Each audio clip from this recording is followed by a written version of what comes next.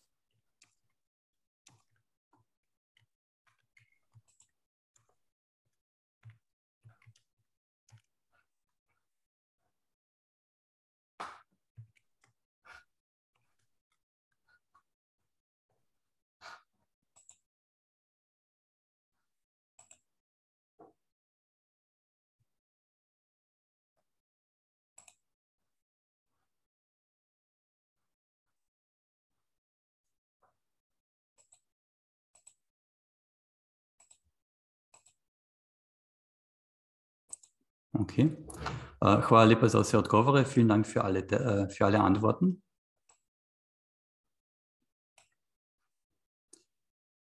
Bevor wir mit dem Inhaltlichen beginnen, vielleicht noch ein paar organisatorische Angelegenheiten. Die heutige Veranstaltung wird vorwiegend in deutscher Sprache verlaufen. Auch heute steht uns eine Simultanübersetzung zur Verfügung. Sie können diese über Klick auf die Taste Dolmetschen oder Interpretation am unteren Bildrand einschalten und auswählen, ob Sie die Übersetzung oder den Originalton hören möchten. Sie haben dort auch die Möglichkeit, den Originalton komplett wegzuschalten.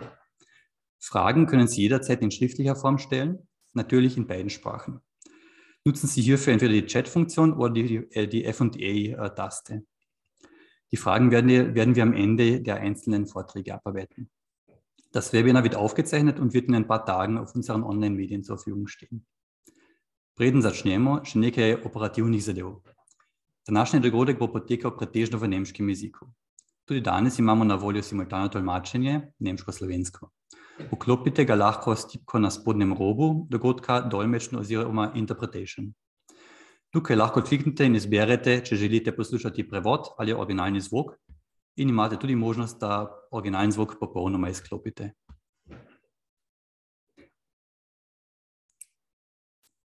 ...2020 feierten wir in Kärnten 100 Jahre Kärntner Volksabstimmung.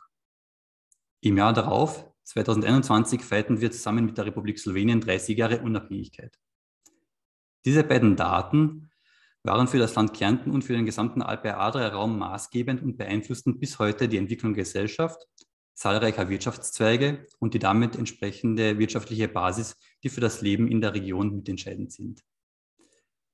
Diese beiden Jubiläen regten den SGZ zur Organisation der Webinartrilogie Wirtschaft durch die Zeit an, bei der wir die Entwicklung anhand 3 grenznaher Regionen, Kärnten, Südtirol und Triest, betrachten wollen.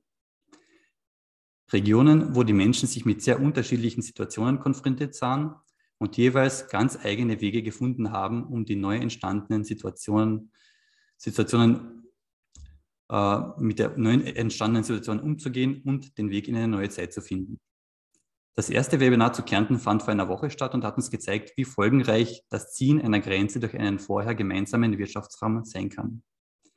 Mit der heutigen Veranstaltung Južna Tirolska Südtirol, Tradicija Solidarnosti, Tradition Solidarität, sind wir zu Gast bei unserem westlichen Nachbarn, einer Region, die aus Sicht einer nationalen Minderheit gerne als Vorzeigeregion gesehen wird.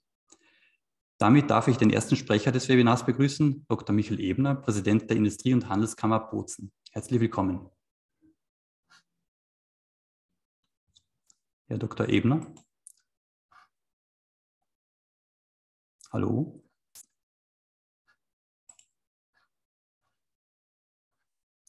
Das scheint technische Probleme. Okay. Es müsste jetzt so, es müsste auch, die Stimme müssen Sie hören. Ich höre Sie. Das Video bin ich nicht in der Lage zu starten. Okay. So. Ich war schon vorher beim Versuch auch. So, jetzt alles klar. Optimal, vielen Dank. Ein herzlicher Gruß auch von meiner Seite an alle Teilnehmerinnen und Teilnehmer des heutigen Webinars und all jenen ein ganz besonderer Dank, die sich für die Organisation dieses Webinars eingesetzt haben. Hvala lepa. Die Handelskammer von Bozen, Südtirol pflegt schon seit vielen Jahren Kontakte mit dem slowenischen Wirtschaftsverband von Kärnten und der slowenischen Volksgruppe in Kärnten. Dabei ist uns auf der einen Seite die Bemühung sehr wichtig, dass wir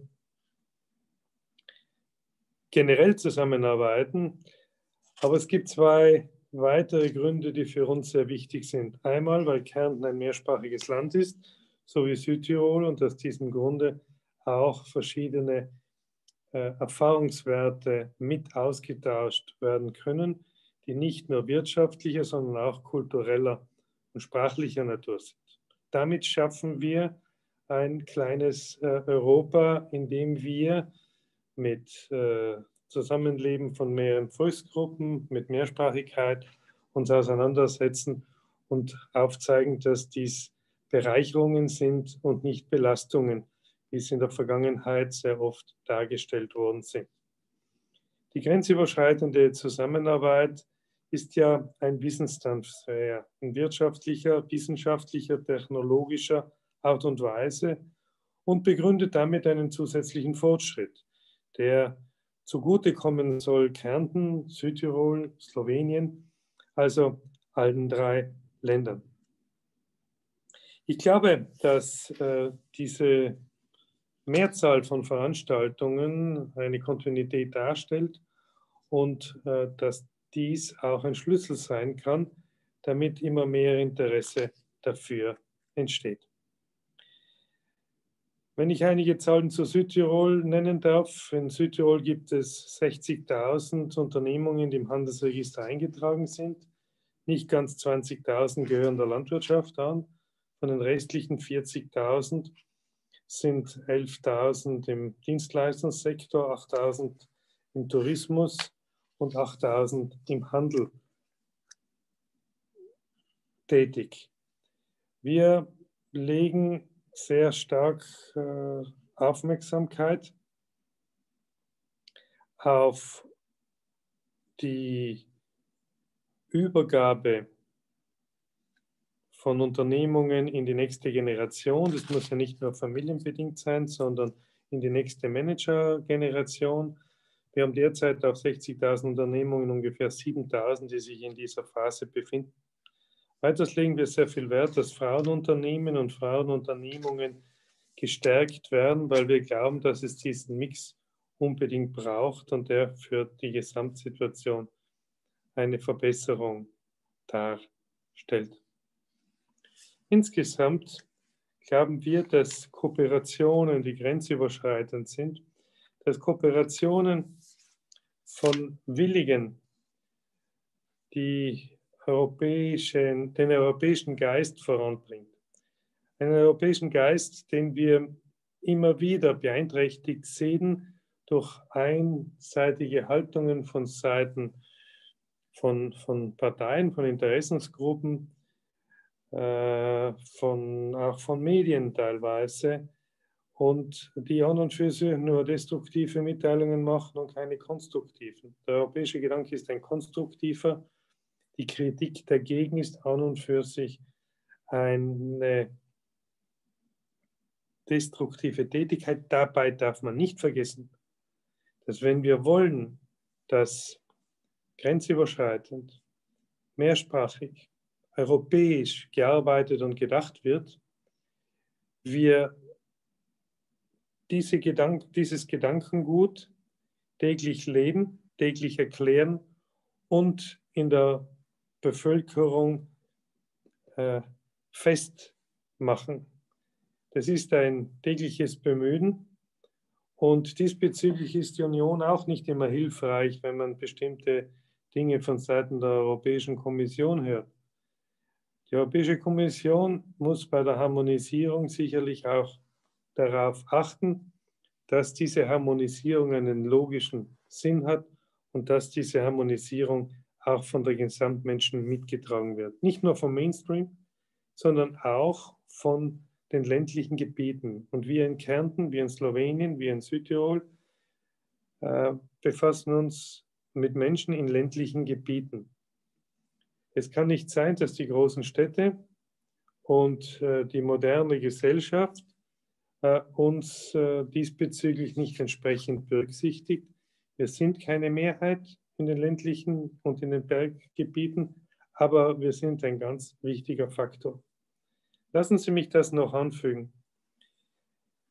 Wenn es den Brexit gegeben hat in Großbritannien, so ist der großteils zurückzuführen, weil die ländliche Bevölkerung, also das heißt nicht die Bauern, sondern die ländliche Bevölkerung mit bestimmten Entwicklungen der Europäischen Union mit unzufrieden war und letztendlich den Ausschlag gegeben haben. Hier müssen wir aufpassen, dass die Auswirkungen, die bestimmte Entscheidungen haben, auch entsprechend vorher abgewogen werden. Und in diesem Sinne glaube ich, dass das heutige Thema wirtschaftliche Auswirkungen der regionalen Volksgruppenpolitik in Europa, in einer Europäischen Union, wo wir in etwa 180 Minderheiten haben und entsprechend viele Volksgruppen, also traditionell ansässige Minderheiten. Auf dem Kontinent haben wir 313 traditionell ansässige Minderheiten. In Brüssel zwar teilweise zur Kenntnis genommen worden ist, aber noch nicht ausreichend zur Kenntnis genommen worden. Und aus diesem Grund glaube ich, dass Netzwerke wie die unseren, klein, aber ausbaufähig, wichtig sind für den europäischen Einigungsgedanken. Und in diesem Sinne möchte ich mich nochmals, so wie ich es eingangs getan habe, auch am Ende ganz herzlich bei den Organisatoren bedanken. Hvala lepa. Herr Präsident, vielen Dank für Ihre Grußworte und für diesen Überblick über die Südtiroler Wirtschaft. Für ein Kärntner Publikum ist der geschichtliche Hintergrund Südtirols im Detail dann eher wenig bekannt. Deswegen ist es für uns wichtig, immer also wenn es keine anderen Fragen gibt, glaube ich nicht, daher freut es mich, dass sich Dr. Georg Grote, Senior Researcher am EURAC Bozen, bereit erklärt hat, uns einen Einblick in die Entwicklung des Landes zu geben. Dr. Grote, guten Tag. Sehen wir uns, hören wir uns? Wir sehen und hören uns. Alles klar, vielen Dank. Dann würde ich um Ihren Beitrag bitten. Ich hoffe, ich lerne auch was dazu. Auf jeden Fall.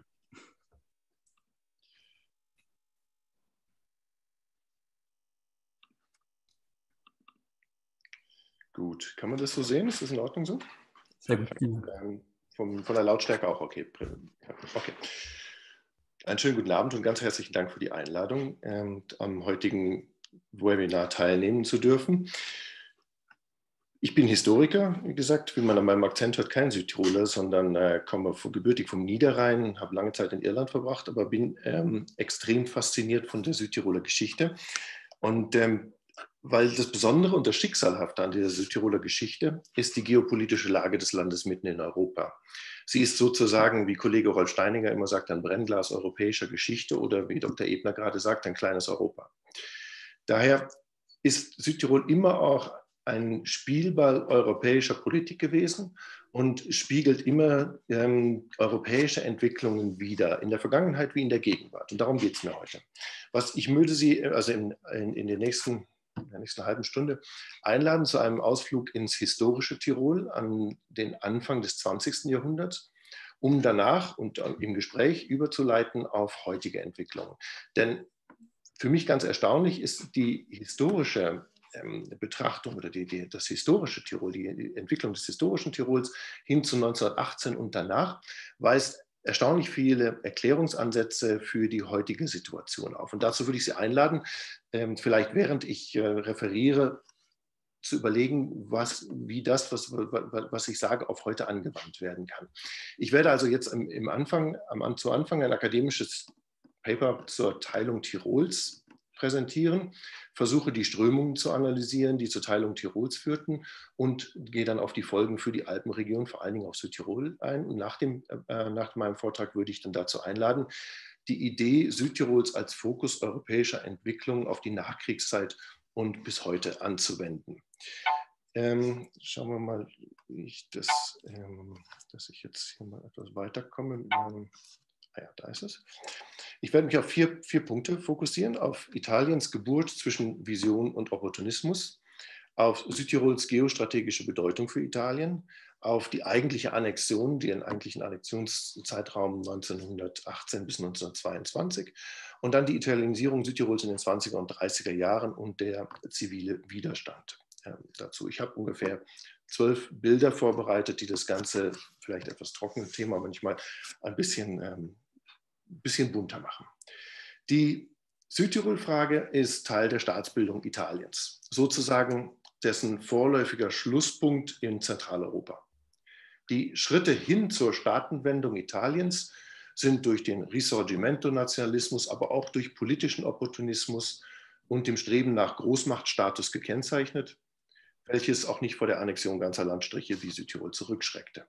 Die Annexion 1918 geht zurück auf den Abschluss des sogenannten Londoner Geheimvertrags von 1915, als Italien sich in Verhandlungen mit den Westalliierten mitten im Ersten Weltkrieg den Zugriff auf das bis dahin österreichische Tirol und Welsch-Tirol, das heutige Südtirol und Trentino, sicherte. Im Gegenzug für einen Eintritt in den Krieg auf Seiten der Alliierten und gegen das Deutsche Reich und Österreich. Dieser Vertrag war keine Novität, sondern stand in einer gewissen Kontinuität Italiens auf dem Weg zum Nationalstaat 1861 und darüber hinaus.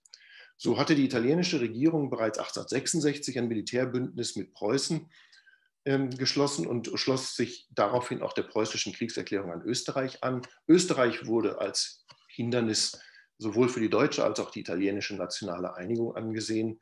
Mazzini sprach damals auch bereits von einigen tausend Deutschsprachigen, die im Norden Italiens dieser nationalen Einigung Italiens im Wege stünden. Der Fokus auf Südtirol war sozusagen 1866 schon geboren. Und nach der Niederlage Österreichs bei Königgrätz gelang es Italien schließlich sowohl die Lombardei als auch Venedig zu gewinnen, also praktisch durch Verhandlungen. Während der Gewinn dieser Gebiete mit ihrer italienischsprachigen Bevölkerung noch relativ klar der Phase des italienischen Risorgimento zugerechnet werden kann. Risorgimento ist die Bemühung um die Kongruenz von sprachlich nationaler und staatlicher Einheit. Das ist sozusagen die klassische Definition der Nationen- und Staatsbildung im 19. Jahrhundert. So geht die Annexion Südtirols 1918 ganz klar darüber hinaus, da hier ein ganz eindeutig deutschsprachiges und kulturell österreichisch geprägtes Gebiet mit seinen Menschen dem italienischen Staat einverleibt und mit Billigung der Kriegsalliierten Italien angeschlossen wurde. Dabei mischt sich dieser klassische Risorgimento Nationalismus, also der staatsbildende Nationalismus, mit dem Opportunismus einer nach Großmachtstatus strebenden Nation und mit vor allen Dingen, und das vielleicht in diesem Kontext ganz wichtig, mit handfesten wirtschaftlichen Überlegungen. Denn zum angestrebten Großmachtstatus gehörten zum Ende des 19. Jahrhunderts sowohl der Besitz von Kolonien und vor allen Dingen ganz wichtig in diesem Kontext eine starke Wirtschaft. Diese konnte im rohstoffarmen Italien nur wachsen, wenn man zumindest die Energiegewinnung in den Griff bekam. Und da boten sich natürlich die alpinen Quellflüsse Südtirols an. Ich habe dazu mal ein Bild vorbereitet.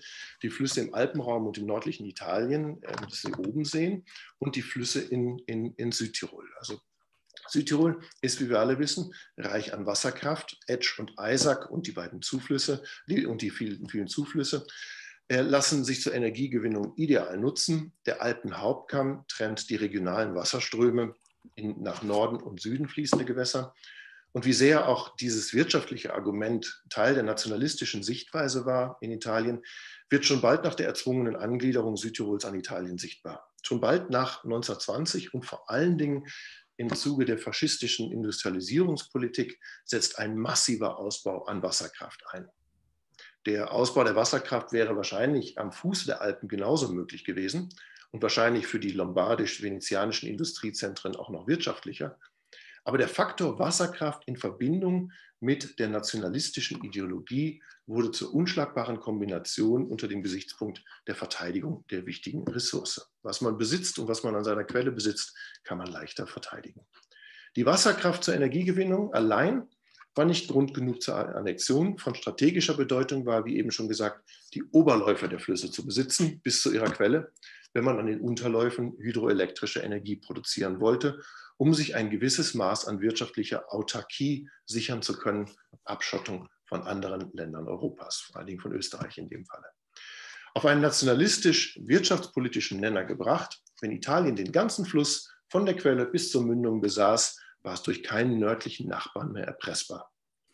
Und die sich anbahnende industrielle Entwicklung von Turin über Mailand bis Bologna und Venedig konnte mit den im Überfluss in Südtirol vorhandenen Energieressourcen nachhaltig garantiert werden.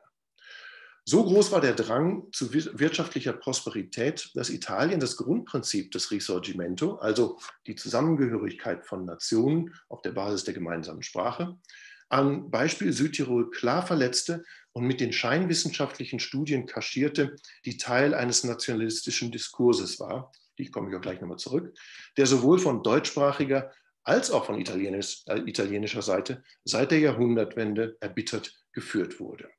Gerade in Tirol, an der Nahtstelle zwischen der deutsch- und italienischsprachigen Welt, vernahm man schon seit der Mitte des 19. Jahrhunderts die lockenden Rufe der deutschen Nationalisten, die die Grenze zu Italien gern noch weiter südlich als Ala gesehen hätten, und von Vertretern der italienischen Irredenta, die nicht nur das größtenteils italienisch sprechende Welsch-Tirol für sich reklamierten, sondern die Grenzen des Königreiches gern oben am Brenner gesehen hätten.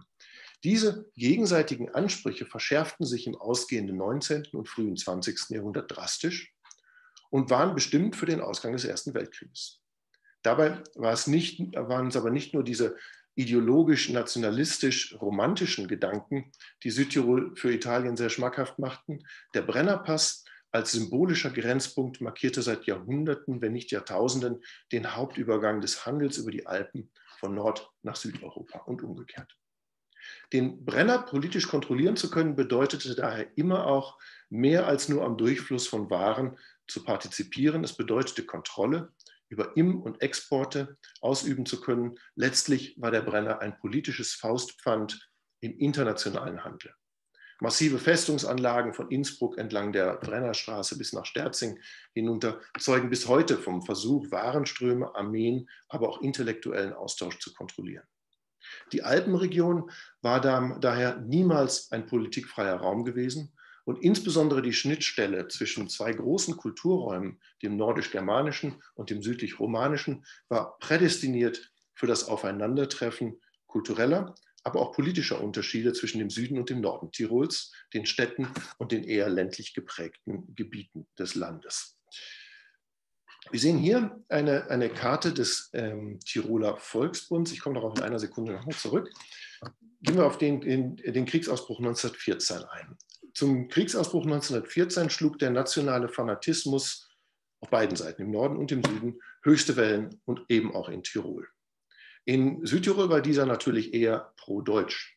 Als Kriegsziele der Deutschtiroler wurde nun der Südabhang der Alpen am Rande der Po-Ebene und die Eindeutschung der betreffenden Gebiete genannt.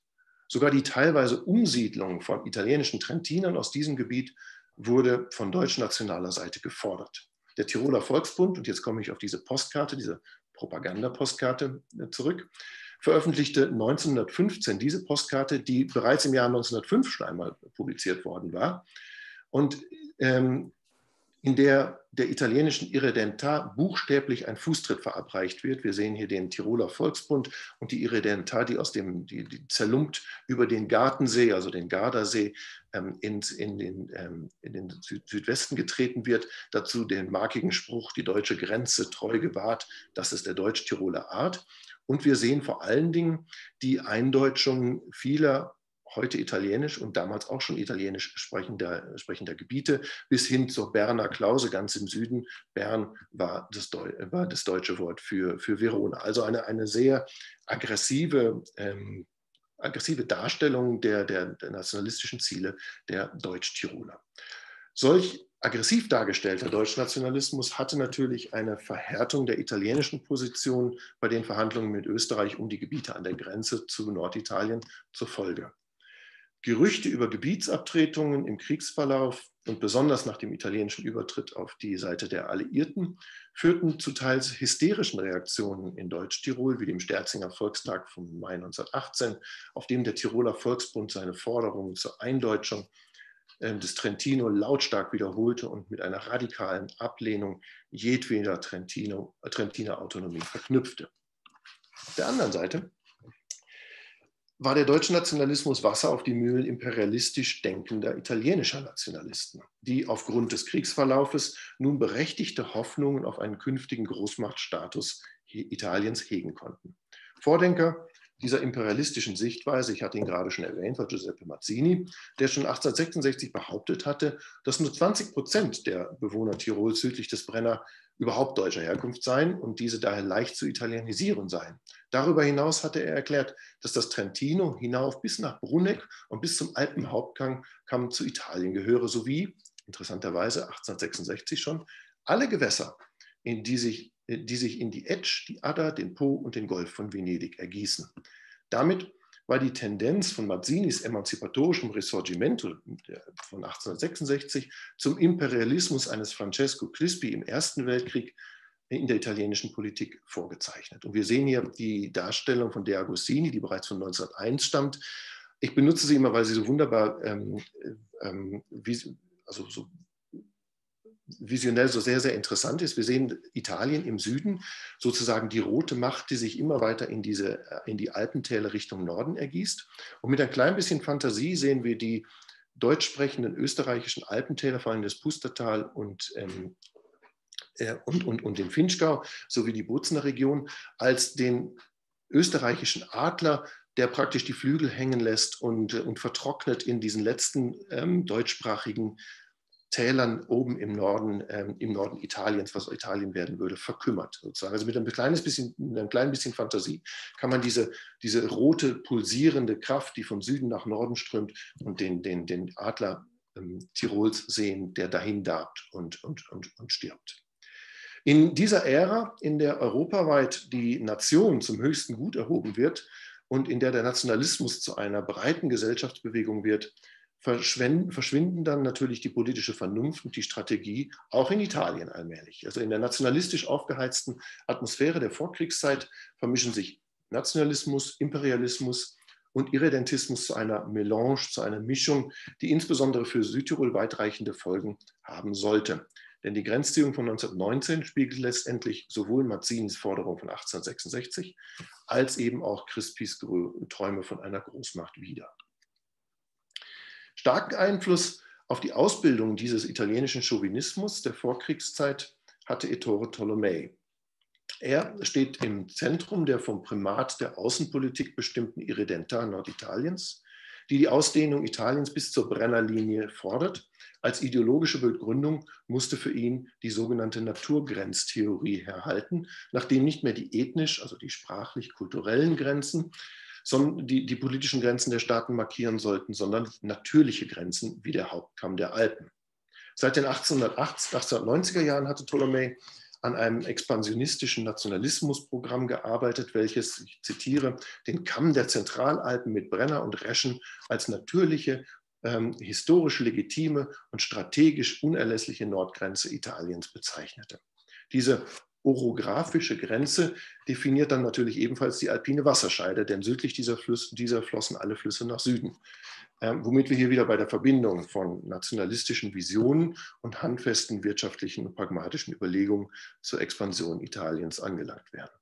Zwar wurde diese geografische Legitimierung des Anspruchs auf den Brenner schon seinerzeit in wissenschaftlichen Kreisen heftig disputiert und für nicht haltbar erklärt, doch ergab die Verquickung von geografischen Erkenntnissen und politischem Sendungsbewusstsein eben genau jenen ideologischen Cocktail, der so gut in die Zeit des übersteigerten Nationalismus im Europa der Jahrhundertwende passte und wurde deshalb willig rezipiert. Die Realisierung des geopolitischen Ziels der Etablierung der Grenze Italiens am Brenner war eines der beiden Lebensziele Ettore Tolomeis. Das zweite, die Italianisierung der Menschen, die zwischen dieser Naturgrenze und dem Königreich Italien lebten. Dies betraf hauptsächlich die Deutschstämmigen in Südtirol und zu einem geringeren Maße in Trentino. Die Italianisierung Südtirols versuchte er wissenschaftlich zu untermauern und gründete deshalb 1905 eine Zeitschrift, Archivio per l'Alto Adige, in der er entgegen dem eindeutigen historischen Befund die Italianität Südtirols zu belegen versuchte. Tolomei bot der allgemeinen öffentlichen Meinung Italiens zum Beweis der Italianität Südtirols einen selbstproduzierten Katalog mit italienischen Feld-, Wald-, Berg- und Ortsnamen an. Diese waren mehr oder weniger treffende Übersetzungen der deutschen Bezeichnungen ins Italienische, wobei die italienische Version mitunter recht wenig mit den deutschen Ortsnamen zu tun hatte. Prato Isarco für Blumau, Villa für Nordheim, Colle Isarco für Gossensatz und so weiter. Bozen-Bolzano ist dann noch relativ stringent. Tolomei ging es aber auch hier nicht um Wissenschaftlichkeit, das heißt eine geografisch getreue Übersetzung, sondern um eine linguistische Inbesitznahme eines Landesteils, den er für Italien zugehörig hielt. Und diese Motivation scheint etwa bei der Umtaufung eines Berggipfels am Alpenhauptkamm, dem Glocken-K-Kopf, in Vetta d'Italia, also den Scheitel Italiens durch. Und seine guten Kontakte zu italienischen Politikern halfen Tolomei, die Italianisierung Südtirols voranzutreiben und in den Köpfen derer, die zur italienischen Friedensdelegation von 1918 und 1919 gehörten, festzusetzen. Die von ihm vorgelegten Karten mit den falschen Namen haben eindeutig dazu beigetragen, auch den nicht eben in europäischer Geografie und Geschichte bewanderten Präsidenten Wilson von der Berechtigung der italienischen Grenzforderungen zu überzeugen. Und letztlich war es eben diese mehr oder weniger zufallsbedingte Präsenz der italienischen Delegation mit ihren italianisierten Landkarten Tirols bei gleichzeitiger Abwesenheit deutscher und österreichischer Repräsentanten bei den Friedenskonferenzen von Versailles und Saint-Germain im November 1918, die Italien den Zuschlag für den Besitz Südtirol gaben. Nach 1918 strebte Rom eine möglichst enge Anbindung Südtirols an das italienische Kernland an. Dies war nur dann möglich, wenn das bis dahin eher landwirtschaftlich dominierte Südtirol auch wirtschaftlich eng an Italien angebunden werden konnte. Die faschistische Italianisierungspolitik der 20er und 30er Jahre verfolgte denn auch genau dieses Ziel und siedelte energieintensive Industrien wie die Aluminiumproduktion in Bozen an. Hand in Hand ging damit die Ansiedlung italienischer Arbeiter, die wiederum sowohl wirtschaftlich, aber auch nationalpolitisch begründet wurde. Unter Mussolini ab Oktober 1922 wurde dann der Nationalismus in Italien zur forcierten Integrationsideologie. Das heißt, Mussolini strebte mit der geografischen Einigung des Landes durch die Einverleibung Südtirols, Triests und des Aostatals auch die Schaffung eines italienischen Volkskörpers an, in dem ethnische und sprachliche Unterschiede nivelliert werden sollten. Dies natürlich zu Lasten der ethnischen und sprachlichen Minderheiten, von welchen die Assimilation ins Italienische erwartet wurde. Der Faschismus wird somit zur Südtirol unterdrückenden Ideologie, die italienweit zur Vollendung des italienischen Risorgimento, also der italienischen Einigung, stilisiert wurde. Was Südtirol von Mussolini zu erwarten hatte, wurde jedoch schon im Vorfeld seiner Machtübernahme deutlich. Bereits im April 1921 hatten die Ereignisse um den sogenannten Blutsonntag in Bozen die Vorgehensweise der Faschisten deutlich werden lassen. Ich habe ja ein zeitgenössisches Foto, nicht ganz scharf, aber umso ausdrucksstärker, finde ich. Im April 1921 überfielen sie in Bozen einen Trachtenumzug deutschsprachiger Südtiroler, die die Eröffnung der Bozener Messe begingen. Wiewohl die Sicherheitskräfte bereits im Vorfeld von den geplanten Ausschreitungen wussten, unternahmen sie nichts, um die 280 anreisenden Faschisten aus Altitalien und die 120 Bozener politischen Hooligans zurückzuhalten. Diese traktierten dann die Teilnehmer des Trachtenumzugs mit Holzknüppeln, schossen mit Pistolen, warfen Handgranaten in die Menge. Und es grenzt an ein Wunder, dass nur eine einzige Person getötet wurde. Der Tote jedoch, der Malinger Lehrer Franz Innerhofer, wurde durch seinen Tod zur Märtyrergestalt für das unterdrückte Deutsch-Südtirol. 50 weitere Personen wurden verletzt. Die Mittäterschaft der italienischen Sicherheitskräfte am Blutsonntag 1921 ging so weit, dass sie die randalierenden Faschisten nach der Bluttat zum Bahnhof geleiteten, um ihnen die ungestörte Heimfahrt zu ermöglichen. Der Ablauf der Ereignisse dieses Blutsonntags bezeugte, dass die Faschisten zunehmend die Macht in Italien gewannen und auch in Südtirol und die bürgerlichen Kräfte sowie die staatlichen Ordnungshüter scheinbar kampflos zurückwichen. Die Demonstration im April 1921, die deutlich aufzeigte, dass eine komplette ethnische Minderheit dem politischen Terror schutzlos ausgeliefert war, bedeutete die Bankrotterklärung des vorfaschistischen und für Südtirol bis dahin sehr liberalen politischen Systems in Italien. Mussolini nutzte nun den neu entdeckten politischen Spielraum weitlich aus. Bereits im April 1922, also noch vor der eigentlichen Machtübernahme in Rom, hatten die Faschisten erneut Südtirol im Fadenkreuz ihrer Aktivitäten, als sie in Trient am 6. April ein Aktionsprogramm verabschiedeten, in dem sie die schnellstmögliche Einführung der italienischen Gesetzgebung forderten, verbunden mit der Abschaffung jeglicher Gesetzgebung und Verwaltungsautonomie für Südtirol. Darüber hinaus sollte Südtirol Teil der Einheitsprovinz für die gesamte Venetia Tridentina werden. Am wichtigsten aber war die angestrebte Abschaffung der deutschen Sprache im öffentlichen Leben durch die Einführung des Italienischen in allen Ämtern, im Pflichtfach in allen deutschsprachigen Schulen, sowie die Drohung, Südtiroler zum Militärdienst einzuziehen und in altitalienischen Provinzen auszubilden. Die angestrebte Auflösung von politischen und politisch-sportlichen Vereinen, die irredentistische Züge verfolgten, kam der angestrebten Abschaffung aller deutsch-Südtiroler Vereine nahe. Bereits die Benutzung des Deutschen konnte als irredentistisch angesehen werden und war somit der Sprache ausgeliefert. Ich würde jetzt nicht von Ihnen verlangen, dass Sie die ganzen 32 Punkte dieser Provvedimento per Alto Adige lesen. Ich werde sie ganz kurz zusammenfassen. Nach Mussolinis Machtübernahme fand diese Politik ihre konsequente Realisierung in der Ernennung Ettore Tolomeis, über den wir gerade schon sprachen, zum Senator und in der darauf folgenden Verkündung und Implementierung seiner 32 Provvedimento per Alto Adige im Juli des Jahres.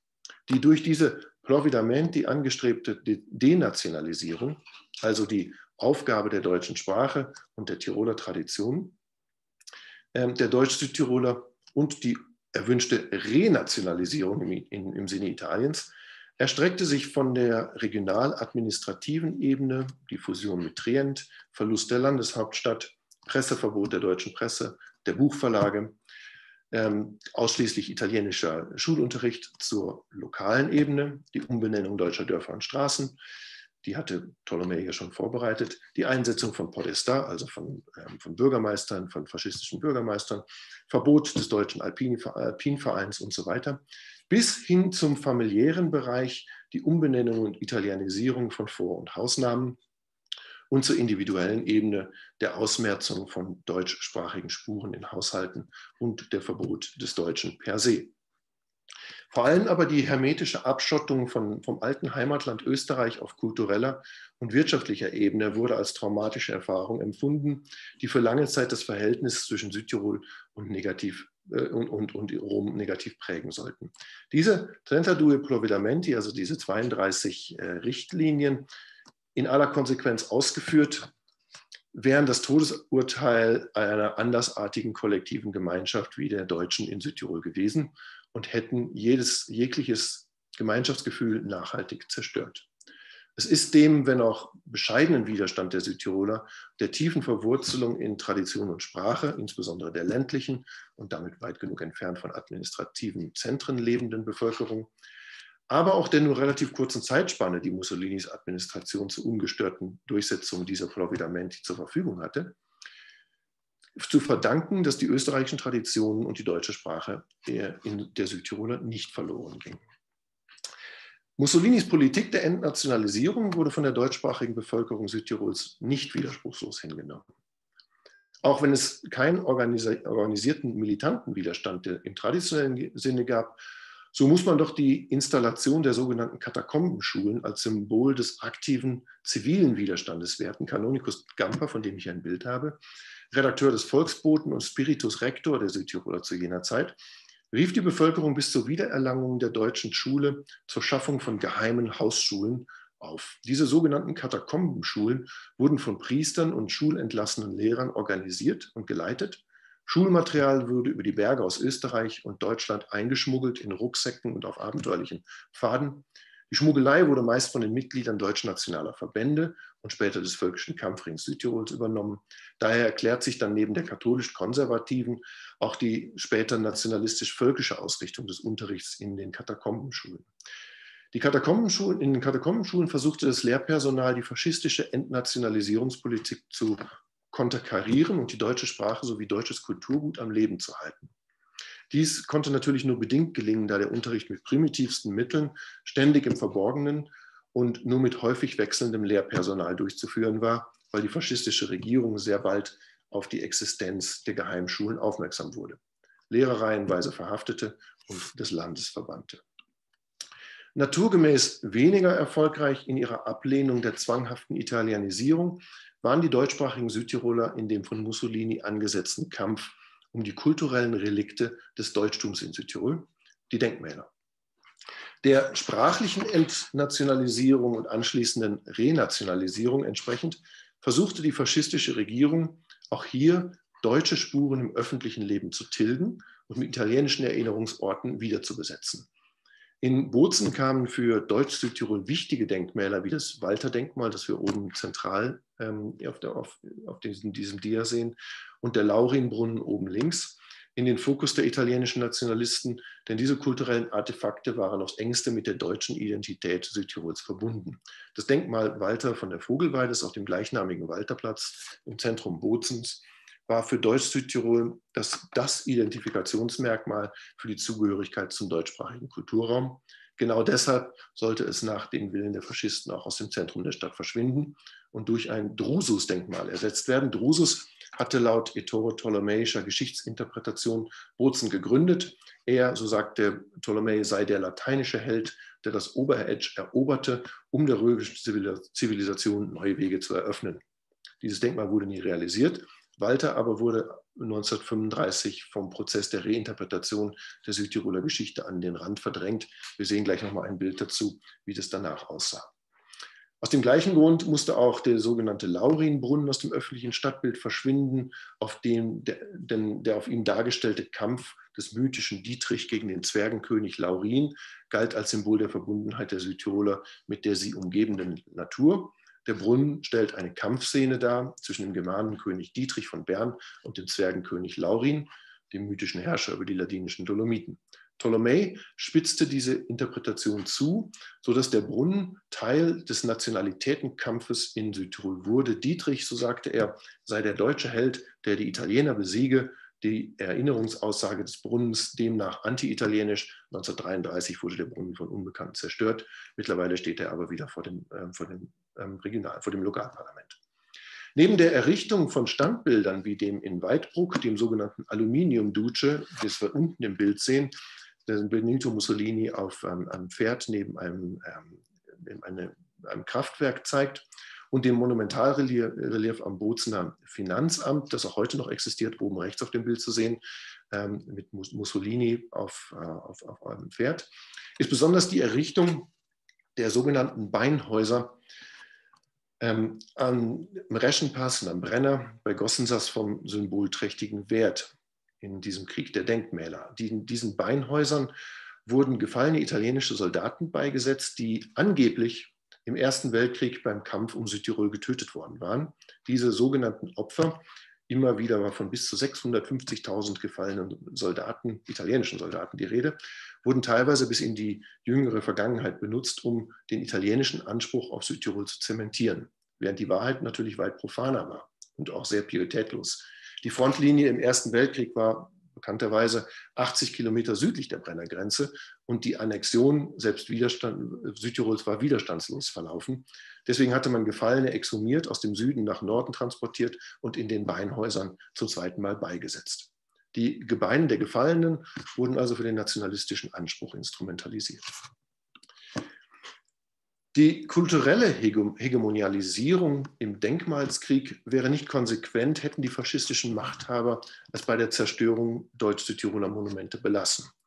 Ihr Ziel war die Renationalisierung der Südtiroler, daher mussten auch die geräumten Plätze mit neuem Gedächtnisinhalt gefüllt werden. Kein Platz in Südtirol ist oder symbolisiert diesen Prozess besser als der Platz jenseits der Taifa, wo sich bis zum Kriegsende 1918 die Fundamente für ein zu errichtendes Kaiserjägerdenkmal befanden, die restlos abgetragen wurden und einem Kolossalbau in Form eines antiken Triumphbogens Platz machten, der bis 1928 erbaut wurde. Man sieht hier oben links das sogenannte Siegesdenkmal. Abgesehen von der Monstrosität der Architektur ist es insbesondere der Symbolgehalt des Denkmals, aber vor allem seine unverkleidet aggressiv nationalistische Inschrift an der zur Taifa zugewandten Seite, die Südtirol seit 1928 an die Versuche der Renationalisierung erinnert. Und da steht: Hic patria finis, siste signa hinc ceteris excoluimus lingua legibus artibus, in meiner Übersetzung. Hier sind die Grenzen des Vaterlandes, lasst uns die Feldzeichen setzen. Von hier aus brachten wir diesen dort, die Sprache, die Gesetze und die Künste. Diese dort sind die deutschsprachigen Südtiroler. Es ist also nicht nur dieser chauvinistische Kontext der Inschrift, der bemerkenswert ist, sondern auch ihre geografische Ausrichtung am Denkmal selbst. Sie weist zur Taifa und zum Bozener Museum und zur traditionellen Bozener Altstadt hinüber. Das ganze Ensemble ist daher als ein Statement der Macht der Faschisten zu verstehen, gekrönt von der Inschrift. Das zweite Bild, was man auf diesem Dia sieht, ist der Walterplatz ohne Walter, nachdem Walter von der Vogelweide den Platz räumen musste und an den Stadtrand gezogen war. Man sieht eine überlebensgroße, gewaltige Darstellung des Konterfeis von Benito Mussolini aufgehängt am heutigen Sparkassengebäude. Diese symbolträchtigen Maßnahmen wurden von handfesten wirtschaftlichen Aktionen flankiert, zu denen die Benachteiligung der Südtiroler beim Grundbesitz, bei der Kreditbewilligung, aber auch ab 1935 die Etablierung einer gewaltigen Industriezone im agrarisch geprägten Bozener Süden gehörten. Die grundbesitzenden Bauern wurden enteignet mit sehr geringen finanziellen Beiträgen für ihre verlorenen Obstplantagen abgefunden und die Schaffung einer Industriezone, man sieht sie hier im Bild unten südlich inmitten der Obsthaine und des Weins. Diese Schaffung dieser Industriezone hatte zwei Ziele. Erstens die nachhaltige Veränderung der Landschaft durch die erzwungene Industrialisierung des landwirtschaftlich geprägten Tals und zweitens die Ansiedlung von Tausenden von Arbeitern in den neuen Industriegebieten. Und diese Arbeiter waren nicht etwa Südtirol-deutschsprachige Menschen, sondern sie wurden aus dem italienischen Mutterland umgesiedelt und nach Norden gebracht. Die Tatsache, dass die Ansiedlung arbeitsintensiver Industrien und der Aluminiumschmelze wirtschaftlich überhaupt keinen Sinn machten, denn für die Aluminiumherstellung notwendigen Rohstoffe waren nicht in der näheren Umgebung zu finden und die Absatzmärkte für die Endprodukte ebenfalls zu weit entfernt. Dies alles wurde billig in Kauf genommen, diente sie doch der Ansiedlung einer italienischen Arbeiterschaft in Bozen und somit der Unterwanderung der traditionellen Bevölkerungsstrukturen. Standortnachteile wurden durch großzügige Subventionen wie Transportkosten wieder ausgeglichen, um eine gewisse wirtschaftliche Attraktivität für den Industriestandort Bozen zu geschaffen. Entsprechend wurde im April 1936 für alle längeren Transporte von Gütern nach oder von der Bozener Industriezone auf den Staatsbahnen eine Tarifbefreiung von 130 Kilometern verordnet, sodass diese nicht mehr kosteten als von und zu den Betrieben in der Lombardei und des Veneto. Die neu angeworbenen Arbeiter wurden hernach in besonderen Siedlungen, den sogenannten Semi-Rurali, halbländlichen und familienorientierten Wohneinheit nahe der Industriezone im Quirainer Viertel angesiedelt. Man sieht die Bauten, die Neubauten auf den Bildern oben rechts und links. Eigene Siedlungen für die neuen Bozener Bürger und die Umgestaltung ganzer Stadtteile im faschistischen Stil waren dabei gewollte Effekte, untermauerten sie doch den Anspruch Roms auf die neue Provinz im Norden. Ebenfalls wirtschaftlicher Natur und ganz im ptolemäischen Sinne der Entnationalisierung der Südtiroler waren die Abschaffung der deutschen Raiffeisenkassen 1935 bei gleichzeitiger Schaffung italienischer Banken und Sparkassen für Südtirol. Flankiert wurden diese Maßnahmen von der Errichtung eines italienischen Radiosenders in Bozen, dem Bau der Pferderennbahn in Meran und einer Forcierung des Grunderwerbs durch italienische Kleinbauern. Ich komme langsam zum Schluss. Zusammenfassend lässt sich also sagen, dass Ptolemäus Provvedimento di Peralta Adige so etwas wie ein Katalog ideologisch begründeter Zerstörungswerkzeuge der Südtiroler kollektiven Identität sind, die, während sie konsequent und in voller Härte angewandt wurden, von der ethnischen Minderheit der Südtiroler nicht mehr viel übrig gelassen hätten und ihr Deutschtum rasch der Geschichte anheimgestellt hätten. Ettore Tolomei, gelegentlich auch als der Totengräber Südtirols bezeichnet, ist dabei ebenso ein Produkt eines entfesselten Nationalismus, der sich bereits weit von den befreienden Ideen und Ideologien des Risorgimentos des 19. Jahrhunderts entfernt hatte und er seine ganze zerstörende Wirkung in den 30er Jahren des 20. Jahrhunderts entfalten sollte. Südtirol blieb in all diesen Szenarien immer inmitten des globalen Geschehens, um auf Steininger zurückzukommen, ein Brennglas europäischer Geschichte. Südtirol verbleibt also Spielball der politischen Großwetterlage in Europa von der Mitte des 19. Jahrhunderts bis mehr oder weniger heute. Was für die tragische Zeit des Nationalismus gilt, der mit dem Ende des Zweiten Weltkrieges sein vorläufiges Ende in Europa gefunden hatte. Herr Ebner erwähnte gerade schon bedauerlicherweise den bedauerlichen Brexit, der als so praktisch fast eine Wiedergeburt des Nationalismus in Westeuropa anzusehen ist.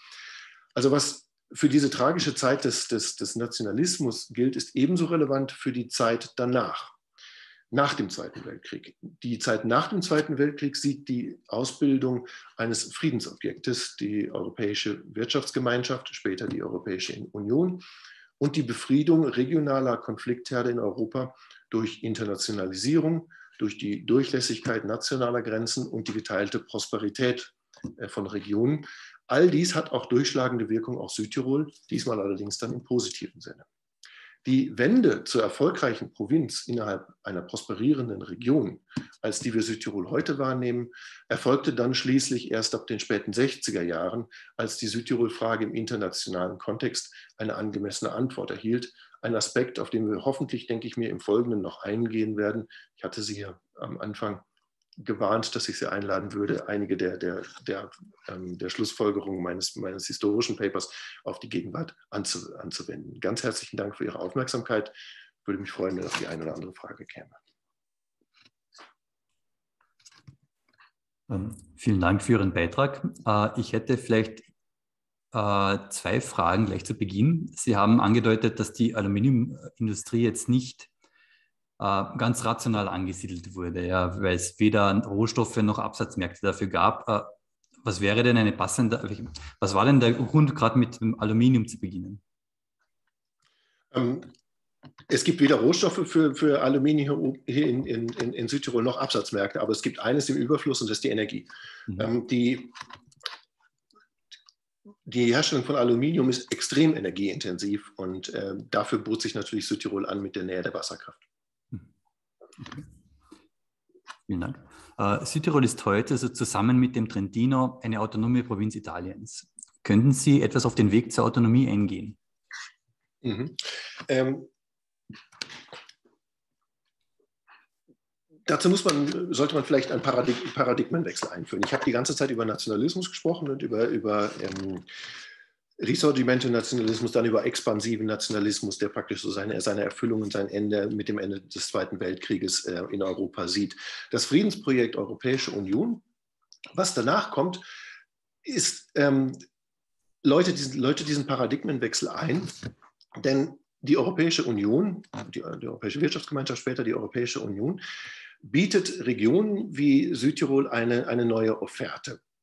Es ist nicht mehr notwendig, um praktisch die Bevölkerung, die Struktur, die Tradition einer Minderheitenregion zu erhalten. Es ist nicht mehr notwendigerweise nötig, sich vom Kernland zu separieren, also unabhängig zu erklären, und auch nicht mehr unbedingt nötig, sich mit Österreich wieder zu vereinigen, sondern es gibt die Möglichkeit, innerhalb der EU sich regional zu entfalten, dabei nominell im italienischen, in diesem Fall im italienischen Staatsgebiet zu verbleiben, gleichzeitig aber eine weitgehende Autonomie vom italienischen Staatsgebiet zu erreichen. Und dafür ist ja Südtirol eines der absolut leuchtenden Beispiele mit den Island Islands in Skandinavien, dass dieses funktioniert, dass man eine weitreichende Autonomie erreichen kann, eine weitreichende legislative, aber auch kulturelle, sprachliche, wirtschaftliche Autonomie vom Kernland erreichen kann.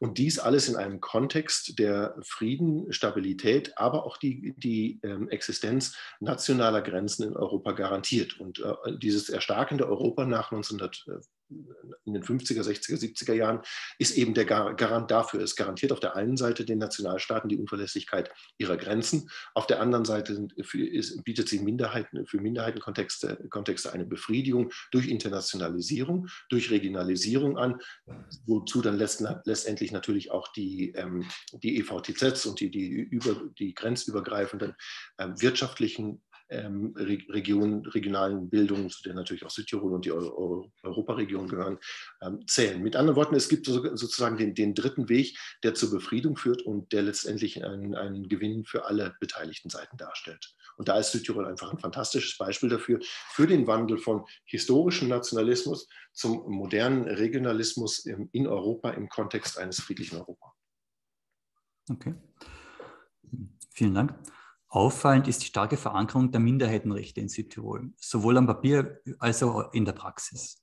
Können Sie das vielleicht für das Publikum kurz zusammenfassen? Was bedeutet das? Ja, wie gerade schon, ich hatte gerade schon Irland und Südtirol erwähnt, sozusagen als Blaupausen für erfolgreiche Konfliktlösung von Minderheitenfragen in Europa, aber auch weit darüber hinaus. Im Südtiroler Kontext ist hierbei natürlich die Partizipation an legislativen innerstaatlichen Prozessen von entscheidender Bedeutung. Das heißt, gemäß dem auch in der EU praktizierten Subsidiaritätsprinzip erlässt der Südtiroler Landtag Gesetze, die für die Provinz relevant sind, und das erlaubt der deutschsprachigen Minderheit eine weitaus gewichtigere Stimme im italienischen Kontext, als ihr zahlenmäßig eigentlich zustünde.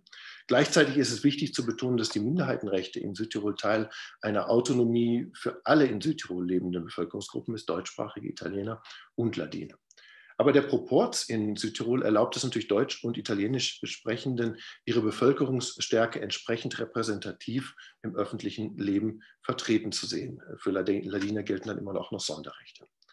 Historisch und im internationalen Kontext gesehen ist die Autonomie natürlich der Versuch, das Unrecht der Spaltung von 1918 und der nicht erfolgten Wiedervereinigung mit Österreich nach 1945 wieder gut zu machen. Schon 1946 war ja der Druck auf Italien, vor allen Dingen von amerikanischer und britischer Seite, sehr groß, den Südtirolern Sonderrechte in Italien einzuräumen. Und die militanten Proteste und die Attentate der späten 50er, 60er und 70er Jahre zusammen mit den internationalen Bemühungen führten dann in den späten 60er Jahren zu ernsthaften Verhandlungen Italiens mit Österreich, mit globaler Involvierung, nicht zuletzt auch vor der UNO. Also die Minderheitenrechte sind um das ganz kurz zusammenzufassen, erkämpft und verhandelt. Und in diesem dualen Weg erklärt sich praktisch mit internationaler Beteiligung das Erfolgsrezept Südtirol. Okay. Ein weiteres Erfolgsrezept ist sicher auch die Europaregion Tirol, Südtirol, Trentino, die 1998 gegründet wurde, mit dem Ziel, staatsgrenzenüberschreitende Zusammenarbeit des seit eben 1918 getrennten Tiroler Landesteile zu fördern. Welches Resümee könnte man nach knapp 25 Jahren darüber ziehen?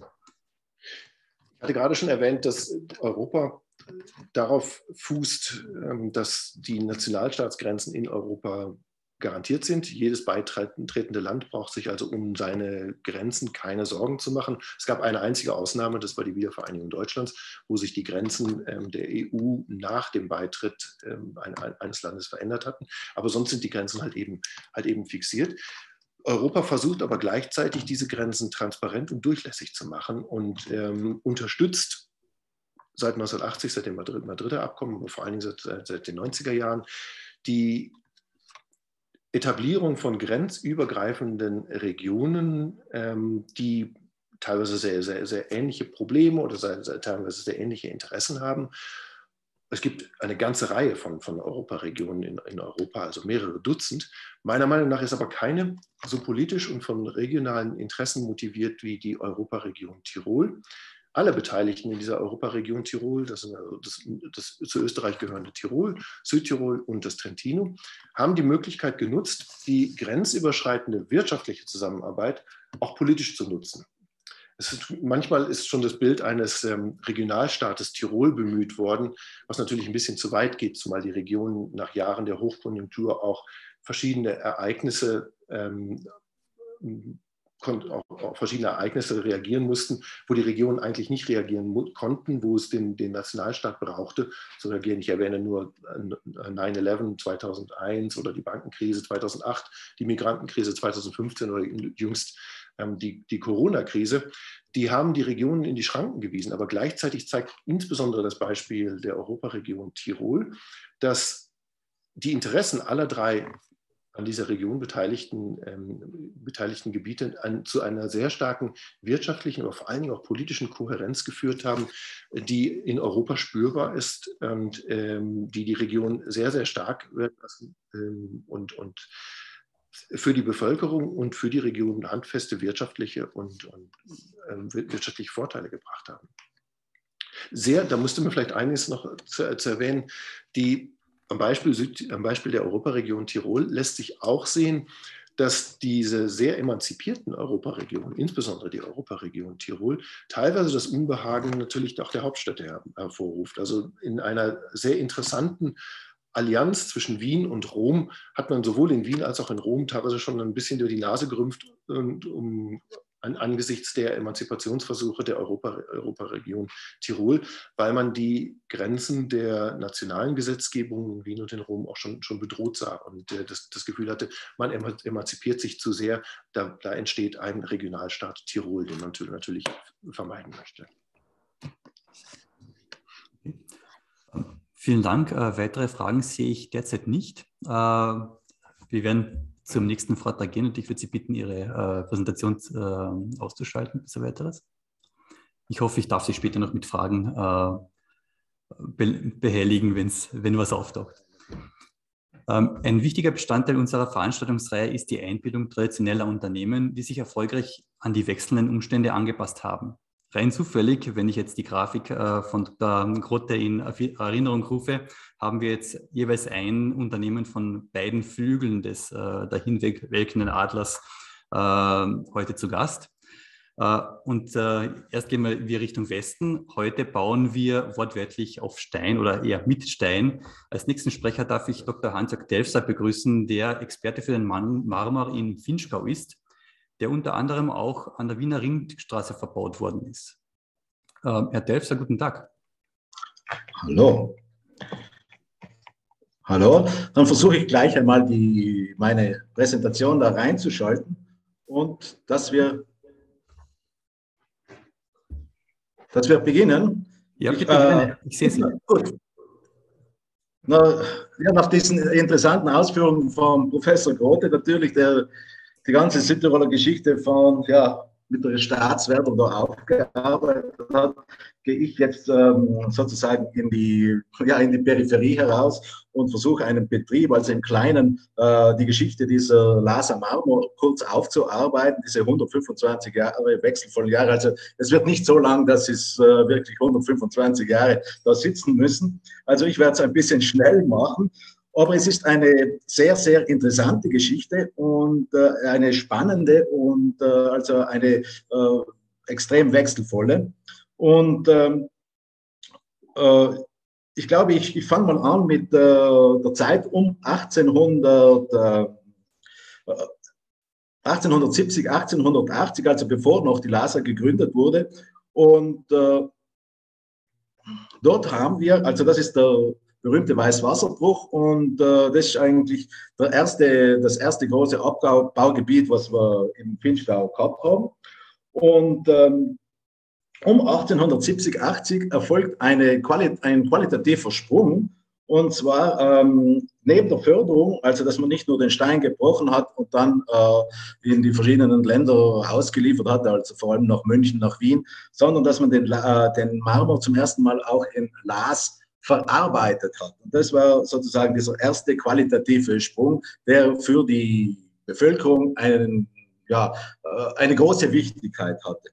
Und zwar um 1880 gibt es dann zwei größere Betriebe in Laas, die im Marmorgeschäft tätig sind und die an die 500 Personen beschäftigen. Und zwar auf der einen Seite die Wiener Union Baugesellschaft. Sie hat den havarierten Marmorbetrieb der Bremer Künstlerfamilie Steinhäuser erworben. Und auf der anderen Seite steht der lokale Betreiber Lechner, der später Marmor Lechner genannt wurde. Und hier haben wir einen Teil seiner Belegschaft. Und der war ein sozialer Aufsteiger, der es vom Hirtenbuben zum Marmormillionär gebracht hat. Mit Besitz in der Schweiz, aber vor allem mit einem Betrieb, der für die damalige Zeit also alle technische Raffinessen vorweisen konnte. Und er arbeitet fast ausschließlich mit Einheimischen im Bruch, bei der Verarbeitung des Marmors im Betrieb, also im Tal und auch in der Verwaltung. Der zweite große Betrieb war eben, wie gesagt, diese Union Baugesellschaft. Und die Union Baugesellschaft hat ihren Sitz in Wien und war ein Großbetrieb mit mehreren Direktionen. Zum Beispiel eine der Direktionen war zuständig für den Bau der Gasometer in Simmering und eine andere war zuständig für den Bau der Südbahn. Und im Vinschgau haben wir ebenfalls eine Direktion angesiedelt gehabt, und zwar die ist von Wiener Leuten also geführt worden. Den größten Teil der Arbeiter hat man jedenfalls aber vor Ort rekrutiert. Und zudem gab es ab Mitte der 1870er Jahre eine Fachschule für Steinbearbeitung, die über das Wiener Handelsministerium finanziert wurde. Und aus dieser Schule sind hunderte ausgebildete Steinmetzen, Punktierer und Bildhauer hervorgegangen. Und die Union Baugesellschaft hat natürlich auch ihre Beziehungen und ihre Netzwerke in Wien spielen lassen und hat zum Beispiel beim Bau der Ringstraße, also mit dem Laaser Marmor, nicht nur punkten, sondern auch Gewinn erwirtschaften können. Also die 40 Statuen oder Figuren, die im Plenarsaal des Wiener Parlaments angebracht sind, sind aus Laaser Marmor. Und eine kleine Anekdote vielleicht hier noch, und zwar, weil dieser Marmor so weiß war und die Abgeordneten in ihren Reden geblendet wurden, hat man den mit einem fein gelblichen Ton überzogen. Nach Beendigung also der Arbeiten an der Ringstraße zieht sich die Union Baugesellschaft zurück, verkauft den Betrieb und der neue Besitzer steuert das Unternehmen in kurzer Zeit in den Konkurs. Und das war ebenfalls ein Wiener Unternehmen, und zwar Fritz Zeller. Die Folge: über Jahre ist in Laas nur noch der Marmorlechner aktiv und der steigert seinen Einfluss im Dorf, aber vor allem auch in der Gemeindestube. Und der Konkurs von Fritz Zeller hat Auswirkungen auf mehreren Ebenen. Also Laas ist eine Arbeiter-Bauerngemeinde Und in dieser Arbeiter-Bauerngemeinde verschiebt sich nun das Gleichgewicht zugunsten der Bauern. Ja. Der angestrebte Neubau der Fachschule für Steinbearbeitung wird verhindert. In der Dienstbotenfrage hat die Landwirtschaft wieder die besseren Karten. Und Steinmetze, die nicht zurück in die Landwirtschaft wollen, das wäre im Grunde ein sozialer Abstieg, finden wir als Amerika-Auswanderer um 1900 und Beleg sind solche Auswanderungen aus den Glaser Nachbardörfern Brath, Göfland und Kortsch. In dieser schwierigen und unsicheren Situation taucht dann plötzlich der Künstler Matthias Gasteiger auf, den ich hier im Bild habe. Und er hat bereits einen, bin ich zu schnell, zurück, also der hat bereits einen Marmorbetrieb, nicht mit Rheinweisen, aber mit Treuchtlinger Stein in Oberfranken. Und dieses Unternehmen, diesen Betrieb hat er bereits ist ihm gelungen, an die Amsterdamer Börse zu bringen. Und nach dem Vorbild von diesem Treuchtlinger Marmor hätte er jetzt gerne auch in Laas einen Betrieb gegründet, also einen gut aufgestellten Marmorbetrieb, der für Investoren und für verschiedene Geldgeber eben attraktiv wäre. Und Gasteiger geht also strategisch vor, also er gründet die Laaser Marmor, hat die damals noch geheißen, also er hat noch den deutschen Begriff vom Dorf verwendet, mit dem A dran angehängt, das ist natürlich vom Klang, vom phonetischen her ein bisschen besser sich anhört. Und er pachtet einen Bruch von der Gemeinde, also nicht den besten, aber er hat einen Bruch von der Gemeinde gepachtet.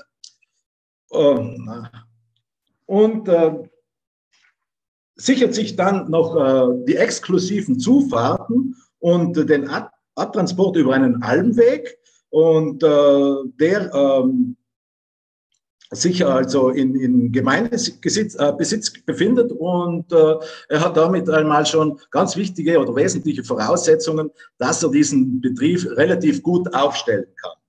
Und zudem hat er sich noch im Tal an der Eisenbahnlinie in unmittelbarer Nähe des Bahnhofs einen Grund gekauft, auf dem er sein bescheidenes Blocklager errichtet hat und ist dabei immer wieder von der Gemeinde unterstützt worden, die vor allem also den lokalen Krösus, also diesen Marmorlärchner, also ein wenig zurückdrängen wollte.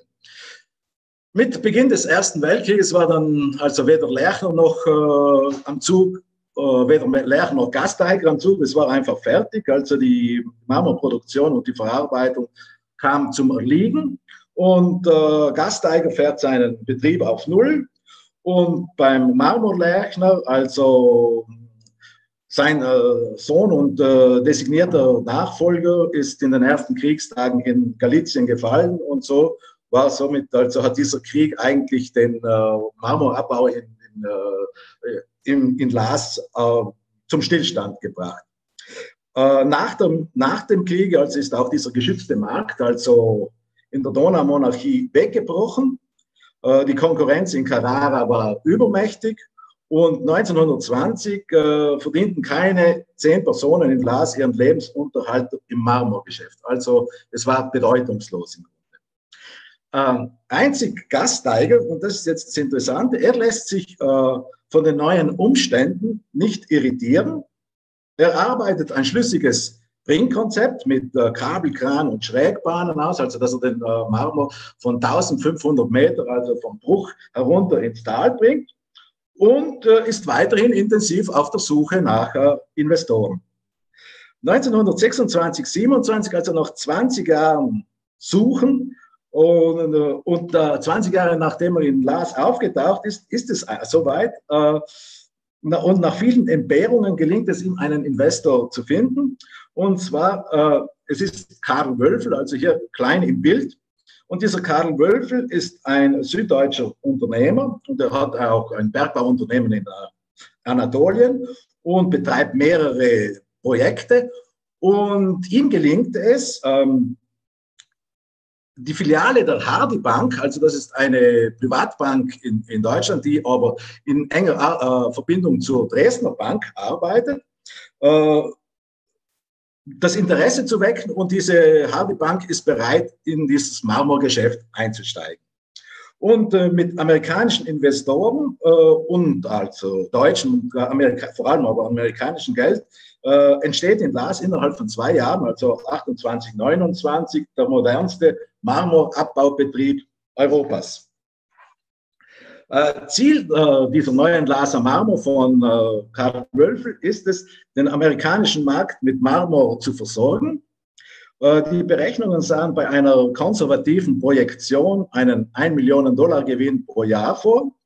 Und Ziel war es, die Laaser als Produktionsbetrieb über die IMC, also die International Marble Corporation, die in der amerikanischen Steueroase Delaware ihren Sitz hatte, zu verwalten und die Aktie der IMC, also dieser International Marble Corporation, an der Wall Street in New York zu platzieren. Die Weltwirtschaftskrise, also mit dem Schwarzen Freitag im Oktober 1929, beendete diese Träume. Für die Arbeiter in Laas und im Vinschgau gibt die Errichtung des Betriebes noch einmal einen kurzen, heftigen Schub. Die Laaser von Wölfel und Hardy erreicht allerdings nie die prognostizierten Mengen, Abbaumengen.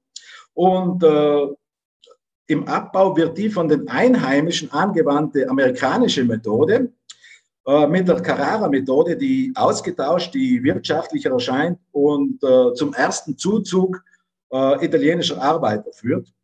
Also sehr interessant. Also dieser erste Zuzug hatte keine politischen, wie man es vielleicht meinen könnte mit dieser ganzen Geschichte, wie sie vorhin Professor Grote da erzählt hat, also sondern rein ökonomische, betriebswirtschaftliche Gründe. Die politischen Ereignisse potenzieren die wirtschaftlichen Probleme der Laaser. Italiens Überfall auf Abessinien wird mit einem Boykott des italienischen Exports durch den Völkerbund quittiert. Und wenige Jahre nach der Machtübernahme Hitlers in Deutschland wird aus protektionistischen Gründen für die deutsche Steinindustrie die Einfuhr von verarbeitetem Marmor verboten. Also es sind im Grunde alle Geschäftsfelder oder ja, Geschäftsmöglichkeiten sind in dem Moment also gefallen. 10 Jahre nach Errichtung des Hardy-Betriebes werden die Arbeiten 1938 eingestellt. Und es erfolgt diese erste große Abwanderung. Also in Südtirol haben wir normalerweise 1939 infolge der Option, also dieser Abstimmung, also dieses Abkommens zwischen Hitler und Mussolini, wo es darum ging, dass die Südtiroler sich entscheiden mussten, ob sie für Deutschland optieren und auswandern und ihre Höfe und ihre Häuser und Geschäfte verkaufen oder abgelöst wurden, wie man so schön gesagt hat, oder ob sie bei Italien bleiben. Und bekanntlich haben sich damals über 80% der Südtiroler für die Option nach Deutschland entschieden, mit dieser Ablösung ihrer Höfe, Häuser und Geschäfte. Und außerdem war es eben so, dass in Laas also 38 der Betrieb geschlossen wird und die große Abwanderung 38 erfolgt. Also das ist für Südtirol ein großes, ja, eine Seltenheit.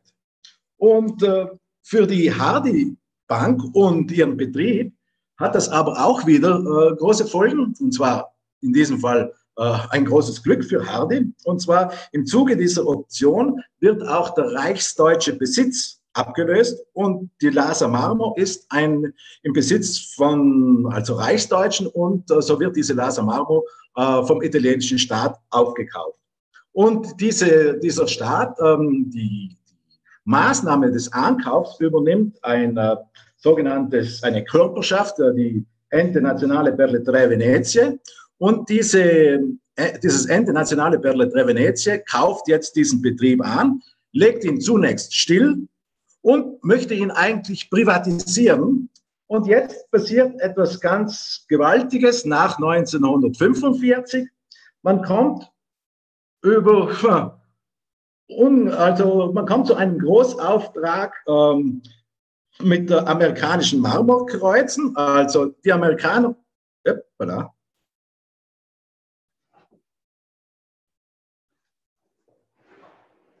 Könnten wir wieder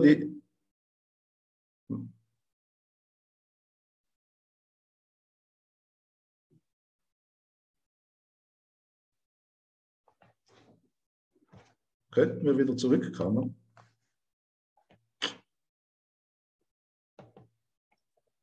Probieren wir es. So. Ich hoffe, es passt so, dass wir weiterfahren können. Also, jetzt kommt dieser große Auftrag aus Amerika. Verzeihung, ich sehe es noch nicht. Bitte? Ich sehe es noch nicht. Können Sie es vielleicht nochmal versuchen?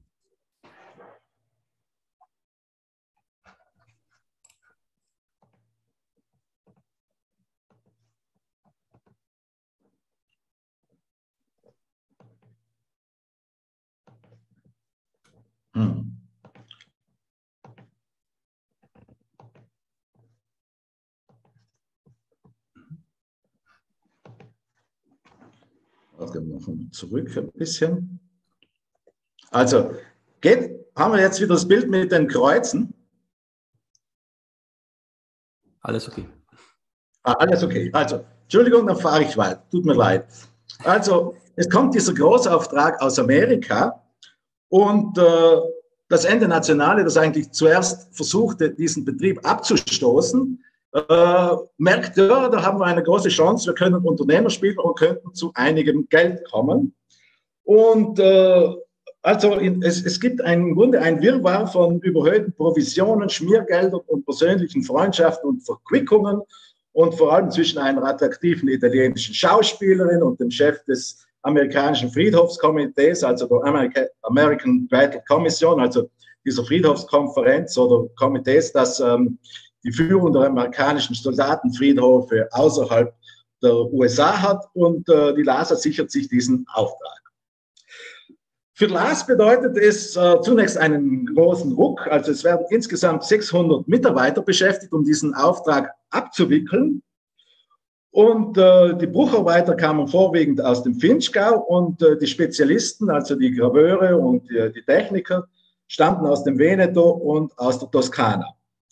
Problem am Rande: die völlig inkompetente Führung des Ente Nazionale Tre Venezie steuert den Betrieb durch falsche Berechnungen und Projektionen an die Wand. Und jetzt wollte der Ministerrat, also der italienischen Regierung, dem diese Körperschaft unterstellt war, nicht eine dumme Figur machen, musste gehandelt werden. Also, und um den drohenden Konkurs abzuwenden, schoss der Staat riesige Geldmittel in den Betrieb und löste die alte Führung ab. Die neue Führung sah in dieser LASA für sich nicht nur einen Goldesel und eine Geldbeschaffungsmaschine, welche durch den Staat abgesichert war, sondern sie verfolgte auch noch einen politischen und sozialen Auftrag. Jetzt kommt also eine neue Komponente hinzu. Und das hieß, man wollte in LAS ein sogenanntes Insediamento mit italienischen Familien machen. Und zwar, man verwendete die LASA Marmo, also diesen Marmorbetrieb, als Vehikel, um italienische Familien nach LAS zu lotsen. Und die Projektionen waren gewaltig. Also man versuchte einen Teil, also dieses Dorf, dieses LAS, zu vergrößern. Also man hat einen ganzen neuen Dorfteil also in Planung gegeben, ist dann aber nicht zu Ende geführt. Die Arbeiten sind nicht zu Ende geführt worden. Und weil sich eben die Realisierung dieses Insediaments und vor allem auch der Marmorbetrieb, also dass der Schwierigkeiten hatte, also aus der Verlustzone zu kommen, hat man diese Pläne nicht zur Gänze realisieren können. Interessant ist vielleicht da noch, und zwar Staatssekretär für diese Aktion war damals Giulio Andreotti, der spätere Ministerpräsident, eine herausragende Persönlichkeit und die zum Teil auch eine sehr zwielichtige Rolle gespielt hat in der ganzen Geschichte mit der italienischen Mafia. Also Ziel dieses sozialpolitischen Engagements war der Versuch, also im LASer Gemeinderat eine Mehrheit jenseits der Südtiroler Volkspartei zu organisieren, ein großes Wohnbauprogramm anzuschieben und vor allem im Freizeitbereich aktiv zu werden. Und 2 Jahre nach der Gründung gewann der Fußballverein LASA Marmo die regionale Fußballmeisterschaft. Also man wollte zeigen, dass man einfach eine bestimmte Überlegenheit gegenüber den Deutschsprachigen hat. Und trotz aller staatlichen Unterstützungen gelang aber dieses Insediamento doch nicht. Und es war einfach das Problem, dass man den Betrieb, also die Lasa Marmor, einfach nicht aus dieser Verlustzone herausbrachte, trotz aller möglichen Hilfen.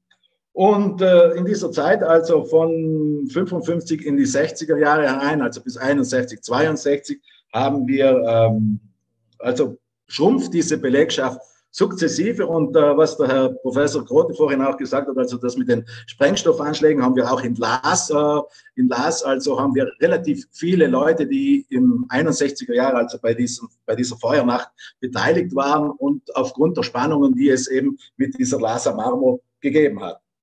Dann 1962 haben wir eine Neuwahl beim Ente Nazionale Tre Venezia und auch innerhalb der italienischen Christdemokraten kommt es zu einer neuen Führungsspitze, also die neue Führungsspitze, und darunter ist dieser Aldo Moro. Aldo Moro hier links im Bild und rechts im Bild ist sein Partikularsekretär Sereno Freato, der neuer Präsident dieses Ente Nazionale Tre Venezia wird.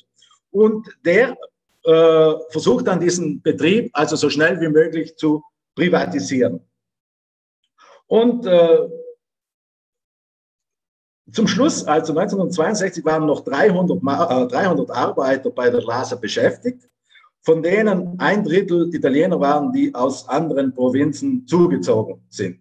Dann diese Privatisierung, also die jetzt von Moro und Freato da angeschoben wurde, ist dann 1962 vollzogen worden und neuer Besitzer wurde Giuseppe Sonsonio. Und zwar Giuseppe Sonsonio war der Besitzer der Cava Romana in Aurisina, also in der Nähe von Triest.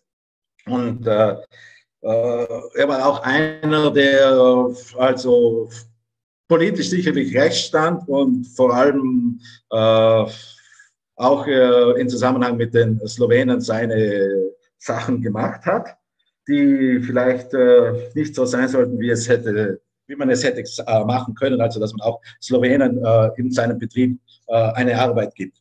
Dann, er liebte, was man dem Sonsonio aber jedenfalls nicht vorhalten kann, also er liebte den Stein und hat ein inniges Verhältnis also zu diesem Marmor gehabt. Und in seiner Zeit wird der Abbau behutsam betrieben. Und das ist natürlich ein großes Glück, also es ist kein Raubbau betrieben worden. Er hat aber enorme Schwierigkeiten, den Zahlungen der Raten für den Erwerb der Lasa Marmor nachzukommen. Und außerdem bricht der Marmormarkt ab Mitte der 1960er Jahre noch einmal stark ein. Arbeiter warten über Monate auf ihre Gehälter. Es wird zum ersten Mal in Laas gestreikt und vor allem die Frauen der Marmorarbeiter gehen auf die Straße und fordern das Geld ihrer Männer. Hier ein Bild dieser Protestversammlung und wir sehen den großen Anteil der Frauen. In der Zwischenzeit sind aber schon viele italienische Arbeiter aus Laas abgewandert, die im Gegensatz also zu den lokalen Arbeitern ihre Familie nicht hier hatten. Sie konnten die Mieten nicht mehr bezahlen und wollten einfach aus dieser desolaten Situation, die es in Laas damals gegeben hat, entfliehen. Und so ist Folgendes passiert. Also innerhalb von 2 Jahren ist dieses Insediamento, also dieser Versuch des italienischen Staates, also italienische Familien in Laas anzusiedeln, gescheitert und Hunderte von Millionen Lire sind sozusagen in den Sand gesetzt worden. In den 1980er Jahren hat die Gemeinde den Villaggio Lasa, also diese Häuser, die Lasa gebaut hat, es waren ja nicht viele, es waren 6 Häuser, von der Familie Sonsonio dann angekauft. Sie hatten sie niedergerissen und dem geförderten Wohnbau zugeführt. In der Folge arbeitete die Lasa Marmor auf Sparflamme und zum überwiegenden Teil mit Arbeitern aus dem Vinschgau. Am Ende waren es 20, maximal 25 Arbeiter. Und der größte Auftrag in dieser Zeit ist die Beteiligung an der Errichtung der El Zayed Moschee in den Vereinigten Arabischen Staaten. Also das ist nicht alles Lasermarmor, sondern Lasermarmor wurde vorwiegend verwendet für die Innenausschmückung der Moschee.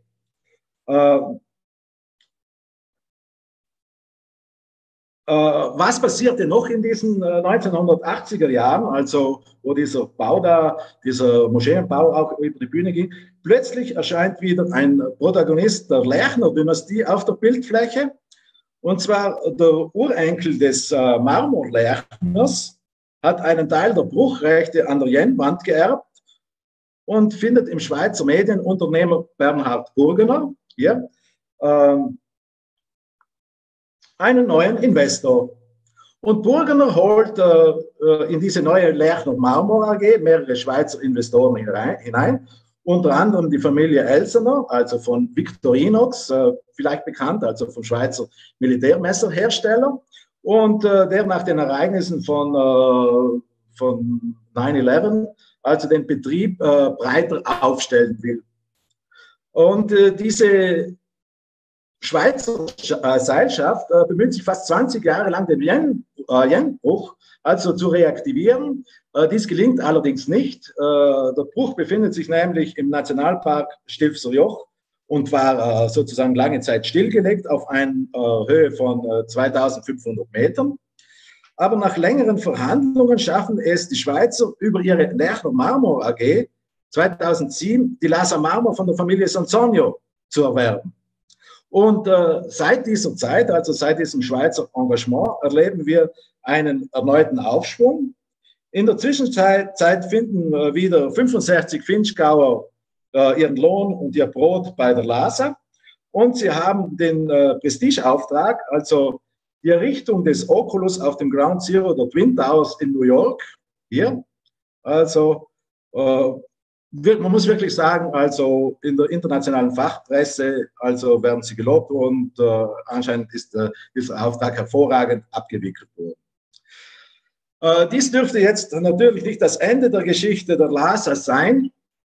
Es macht eher den Anschein, dass sich ein Kreis schließt. Und zwar der Künstler Gasteiger hat also vor gut 120 Jahren, also beinahe 125 Jahren, also Investoren gesucht, und es ist nicht anzunehmen, dass ein Schweizer Medienprofi wie Burgener, der mit der Highlight Communication und der Constantin Media über 2 börsennotierte Unternehmen verfügt, in Laas mit dem Marmor nur ein Hobby betreibt und sich einen attraktiven Abschreibungsposten leistet. Dankeschön für die Aufmerksamkeit.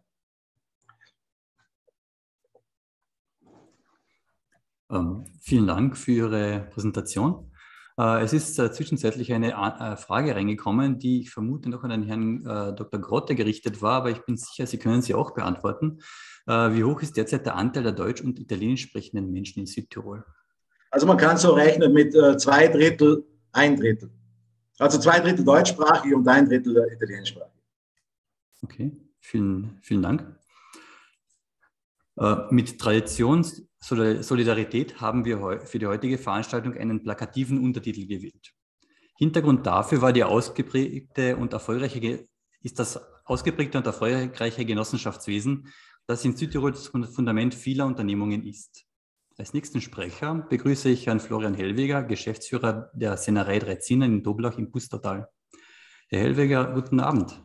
Schönen guten Abend in die Runde. Also, wie schon angekündigt, mein Name ist Florian Hellweger, Geschäftsführer der Sennerei 3 Zinnen mit Sitz in Doblach. Doblach ist eine Gemeinde in der östlichen Hälfte von Südtirol, relativ nah zur Grenze zu Osttirol, wenige Kilometer, und hat ca. 3500 Einwohner. Bekannt ist Doblach sicher durch die schönen Dolomitengipfel und vor allem durch die 3 Zinnen, aber auch die Wasserscheide, also wo die Rienz und auch die Drau, die nach Osten weiter fließt, Richtung Osttirol, Kärnten, aber auch die Rienz, die eben dann Richtung Bruneck durchs Pustertal fließt. Zurückzukommen zur Sennerei 3 Zinnen, unsere Marke, die 3 Zinnen oder der heutige Namensgeber, das war nicht immer so. Das heißt, dieses Genossenschaftsdenken in Südtirol hat sogar in unserer Gegend begonnen. Das heißt, die Sennerei Innichen, der Nachbarort von Toblach, gerade mal 5 Kilometer entfernt, hat bereits 1875 die erste Sennereigenossenschaft Südtirols gegründet. Und auch der Nachbarort Niederdorf von Toblach, auch wenige Kilometer entfernt, hat bereits 1878 ihre Genossenschaft gegründet. Und das heißt, Toblach war dann als nächste Genossenschaft im Jahr 1882 auch eben dabei, das Genossenschaftsdenken dort so weiter fortzuführen, weil bis zu dem Zeitpunkt waren die Bauern eigentlich Selbstversorger, nicht nur hier in Südtirol, sondern generell. Und gerade dann durch den Bau der Eisenbahnen in der Zeit hat der ganze Handel begonnen zu florieren und man hat also nicht nur durch das Genossenschaftsdenken, wo die Bauern wieder ihre eigenen Produkte gekauft haben, aber auch den Handel an Dritte dann weiter begonnen und das hat dann in ganz Südtirol eigentlich dazu geführt, dass Genossenschaften gegründet wurden. Heute hat man 8 Genossenschaften noch im Land, kleinere, größere und wir sind da mittlerweile also, kann man sagen, in der Mitte mit circa die 140 Mitglieder.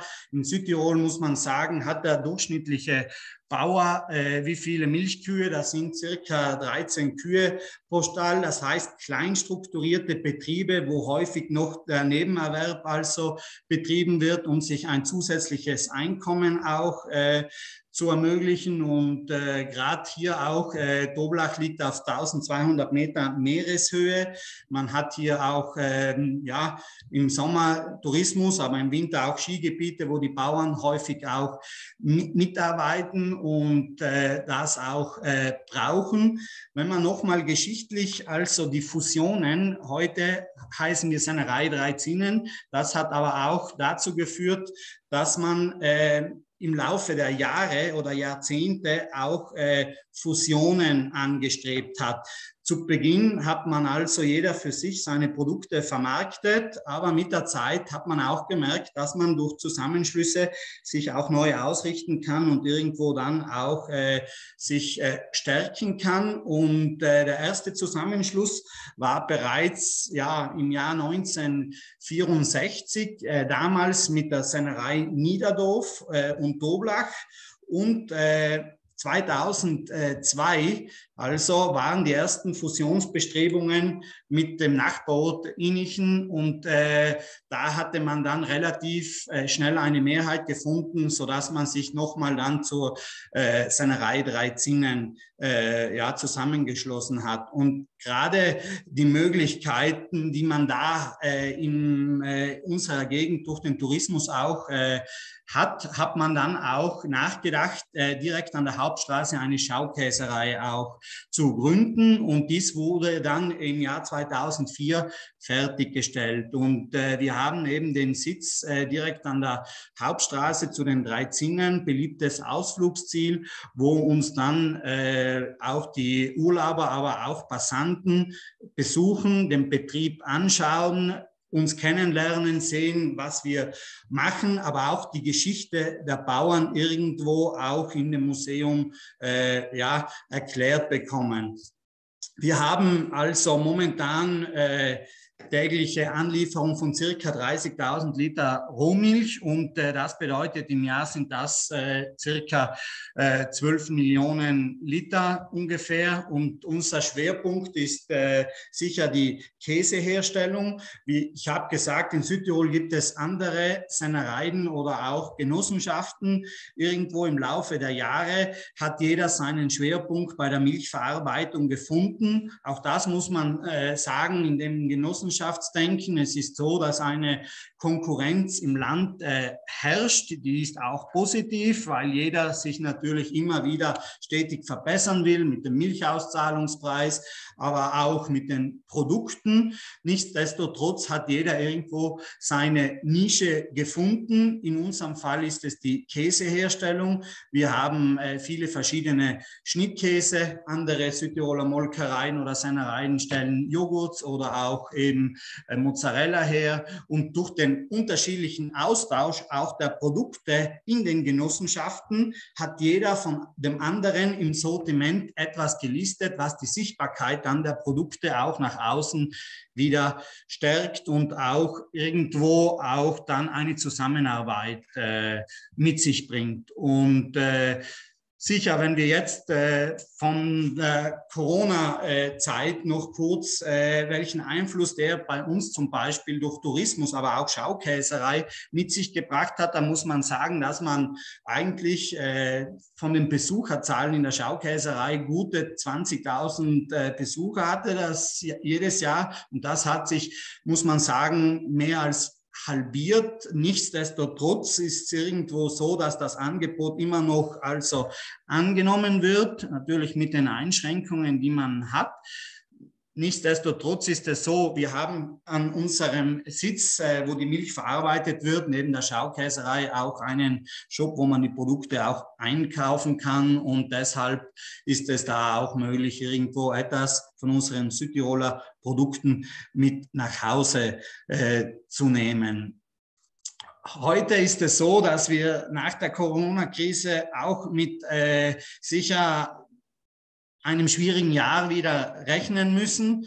Das hat damit zu tun, dass irgendwo die ganzen Rohstoffpreise auch bei den Landwirten, ob das Futtermittel sind, auch sehr, sehr angezogen haben, und indirekt natürlich auch die Landwirte liefern uns die Milch, wir verarbeiten sie, sind auch mit Kosten irgendwo wieder starken Kosten ausgesetzt, und das heißt, dass man da sicher die nächste Zeit auch sowohl der Landwirt draußen, aber auch wir als Sennerei mit den Kosten sicher auch den Milchauszahlungspreis nicht mehr so halten können, was natürlich auch für den Landwirt sicher schwerwiegend ist, auch aus dem Grund, sie sind sagen wir, ohnehin nicht hauptberuflich, auch im Vollerwerb, müssen einer anderen Arbeit nachgehen. Der Milchauszahlungspreis geht auch zurück.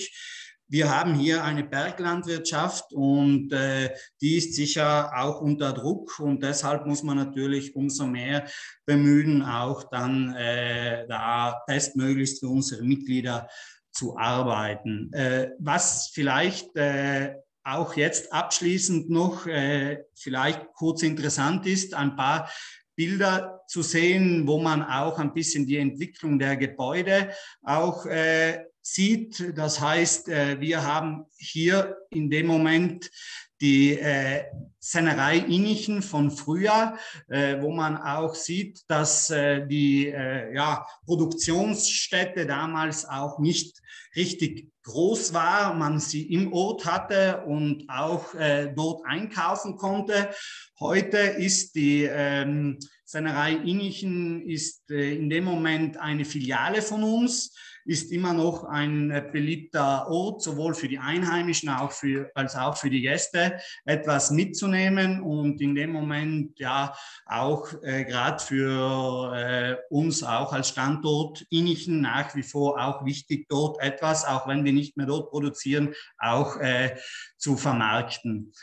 Das war früher im Ortskern von Toblach die damalige Sennerei.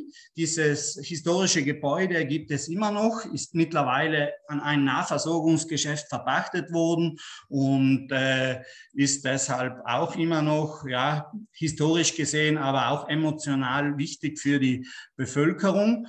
Hier seht ihr jetzt den Hauptsitz, die Schaukäserei.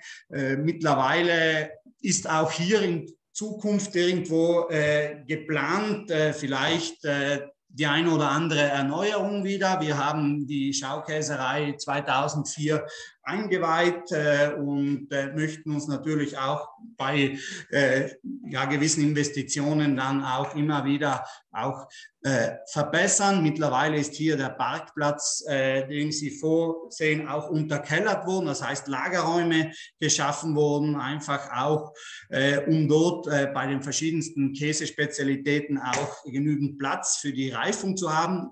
Zuletzt auch in der Zeit der Pandemie für uns vielleicht auch eine Hilfe, da man auch länger gereifte Käse dort gut einlagern konnte. Hier seht ihr nochmal aus einer anderen Perspektive die Schaukäserei, auch die Hauptstraße direkt davor und deshalb sicher auch eben kurz Halt zu machen, sehr geschickt und strategisch gelegen.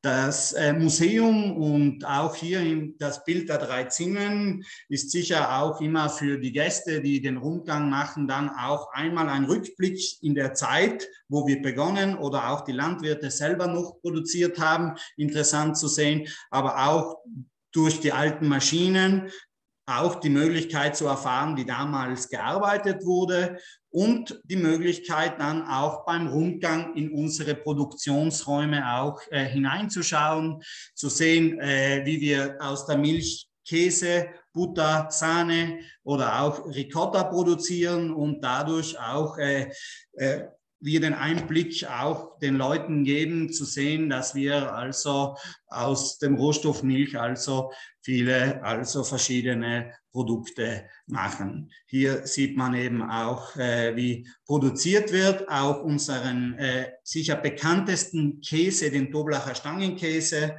und auch den Reiferaum, die Reifekeller. Hier der Doblacher Stangenkäse noch kurz verarbeitet. Sehr bekannt ist dieser Käse als Grillkäse, einfach und schnell zubereitet und auch gerade in Norditalien auch sehr bekannt dafür. Ich bin eigentlich hiermit auch schon am Ende. Bedanke mich für die Aufmerksamkeit, stehe aber auch gerne noch, falls Fragen da sind, auch zur Verfügung. Und wünsche dann noch einen weiteren guten Verlauf hier. Ich habe 2 Fragen derzeit vor mir. Das erste wäre, wie hoch ist denn circa Ihr Exportanteil? Der ist relativ klein. Ich würde den sogar auf unter 5% betiteln. Warum ist das so? Einmal bei unseren Milchmengen, die wir haben. Wir haben nur Milch aus unserem Einzugsgebiet. Alle Produkte haben die Südtiroler Qualitätsmarke. Das ist uns auch wichtig, weil das auch der Konsument schätzt, die Herkunft. Und gerade in Italien ist das Produkt, wie wir es herstellen, bei Käse, Naturrinde, also mit dieser natürlichen Reifung ohne Oberflächenbehandlung einfach sehr beliebt. Hier lokal vertreiben wir ohnehin nur Frischmilch, Butter, Sahne, also die Produkte, die wir auch in den Mengen auch herstellen können, die wir dann auch lokal hauptsächlich vertreiben. Schon Käse auch, aber eine Frischmilch oder eben Ricotta können wir auch von den Mengen gar nicht auch exportieren in dem Moment oder generell außer Landes auch bringen. Okay. Und die zweite Frage, wer ist der Eigentümer der Sennerei 3 Zinnen? In dem Moment sind das 138 Landwirte, die also nach wie vor als aktive Mitglieder also uns Milch liefern. Und von diesen Mitgliedern haben alle 3 Jahre bei der Vollversammlung die Möglichkeit, durch ihr Stimmrecht auch den Obmann der Sennerei zu wählen, der als gesetzlicher Vertreter in dem Moment auch fungiert. Und das ist ja auch der Vorteil der Genossenschaften. Jedes Mitglied hat die Möglichkeit, auch durch das Stimmrecht oder auch durch die Vollversammlungen auch seinen Teil dazu beizutragen, indem alle eingebunden werden und eben die Möglichkeit haben, sich zu äußern. Vielen Dank für die Antworten. Ich würde auf jeden Fall das Publikum noch zu Fragen einladen in den nächsten Minuten. Also Sie haben noch die Gelegenheit dazu. Jetzt sind noch alle Leute hier. Sonst würde ich allen Vortragenden für die Teilnahme danken. Es war wirklich interessant, also faszinierende Einblicke tatsächlich, wie auch ein Teilnehmer gerade schreibt. Also danke an alle Vortragenden, danke auch an die beiden Übersetzerinnen, Lea Burian und Andrea Haberl, die 2 Stunden sehr gut übersetzt haben, muss ich sagen. Also wirklich nicht ohne. Danke auch an das Bundeskanzleramt, das unser Projekt unterstützt, auf jeden Fall. Ich darf Sie alle zur 3. Veranstaltung der Trilogie einladen, kommende Woche zum Thema Triest, Gelegenheit Hafen. Natürlich auch mit einem kleinen Abstecher Richtung Café, wie es sich für Triest gehört.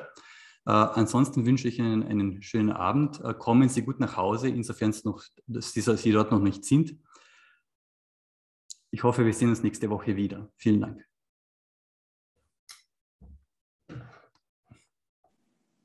Wiedersehen, vielen Dank, alles Gute.